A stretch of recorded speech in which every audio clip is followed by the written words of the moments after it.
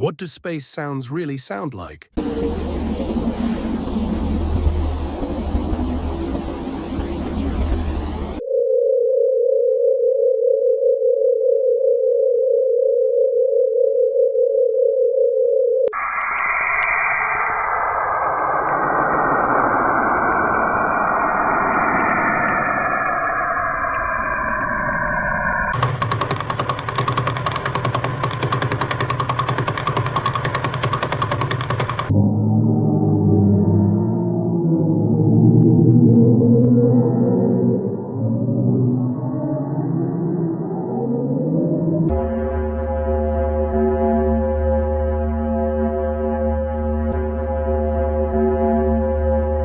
And if you're wondering how there's sound in space, it's actually created through a process called sonification, where radiation and waves coming from celestial objects are converted into sound signals.